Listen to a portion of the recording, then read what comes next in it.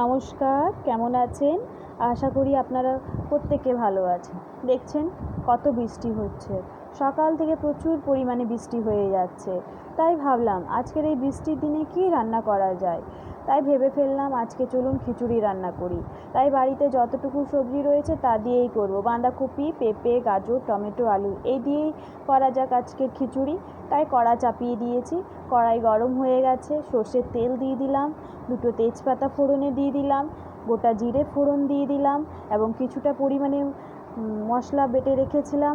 সেটাতে ছিল আদা বাটা, রসুন বাটা, হলুদ গুঁড়ো, জিরে গুঁড়ো এবং স্বাদ অনুসারে লবণ। আমি কিন্তু লঙ্কা বাটা দিয়েছি, খুব অল্প পরিমাণে দিয়েছি। আপনারা যতটা ঝাল খেতে পছন্দ করেন কিন্তু ততটাই দেবেন। আমি চাল ডাল ধুয়ে রেখেছিলাম, আমার মশলা কষানো হয়ে গেছে। তার মধ্যে আমি এক এক করে সবজি দিয়ে দিচ্ছি। এখন দেখবেন আমি পাকা কুমড়ো দিয়েছি। কুমড়োটা কিন্তু আমি ফ্রিজে ছিল, আমি কিন্তু দেখিনি, পরে দেখলাম। তো কুমড়োটা আমি কেটে ধুয়ে দিয়ে দিলাম, কারণ খিচুড়ির মধ্যে কুমড়ো ভালোই লাগে। আপনাদের বাড়িতে যা যা সবজি থাকবে যেগুলো খিচুড়ির মধ্যে দেওয়া যায় তা আপনারা দিতে পারেন। কিন্তু আমি সমস্ত সবজিগুলোকে কষিয়ে নিচ্ছি ভালোভাবে। ভাজা ভাজা হয়ে যাবার পর কিন্তু আমি এগুলোকে চাল ডালের মধ্যে দিয়ে দেব। দেখুন অনেকটা কিন্তু ভাজা ভাজা হয়ে এসছে, আরেকটু হবে।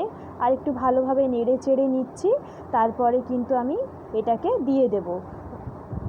এটা আমার অনেকটাই হয়ে গেছে। এরপরে আমি দিয়ে দিচ্ছি সমস্ত সবজিগুলো। আমি কিন্তু চাল ডালের মধ্যে দিয়ে দিলাম। আপনারা বলবেন তো বৃষ্টির দিনে কাদের কাদের খিচুড়ি খেতে ভালো লাগে। আর যদি আপনাদেরকে আমার এই সিম্পল খিচুড়ি যদি ভালো লেগে থাকে তাহলে please like, subscribe and share করতে কিন্তু ভুলবেন না। খিচুড়ি হলে বেগুন ভাজা বা বেগুনি না হলে কি চলে? তাই জন্য আমি ভেবে নিলাম আজকে বেগুন ভাজা করি। তাই গোল গোল কেটে রেখেছিলাম বেগুনগুলো, তার মধ্যে নুন, হলুদ, একটু হালকা পরিমাণে চিনি দিয়েছিলাম। সেগুলোকে মাখিয়ে ভালো করে রেখেছিলাম কিছুক্ষণ। তারপরে আমি সেগুলোকে ভেজে নিচ্ছি। একটা ডিম সিদ্ধ চাপিয়ে দিয়েছি, আমার মেয়ে ডিম সিদ্ধ খেতে ভালোবাসে। তাই দেখুন আমার বেগুন ভাজা হয়ে গেছে। এখানে আমি পেঁয়াজ কিছুটা কুচি পরিমাণে কেটে পরে এগুলোকে আমি লাল লাল করে ভেজে নেব খিচুড়িতে দেওয়ার জন্য। খিচুড়িতে দেওয়া হয়ে গেছে। আমি 2 চামচ কিন্তু ঘি দেব। আপনারা যদি বেশি ঘি অ্যাড করতে চান তো দিতে পারেন। আমার 2 চামচই যথেষ্ট মনে হলো, তাই জন্য আমি 2 চামচই দিলাম। দেখুন আমার খিচুড়ি রেডি হয়ে গেছে। খুব সিম্পলভাবে খিচুড়ি রান্না করেছি। আপনারা আলাদাভাবে রান্না করলে আমাকে বলতে পারেন যে এইভাবে হয়, আমি এইভাবেই করেছি।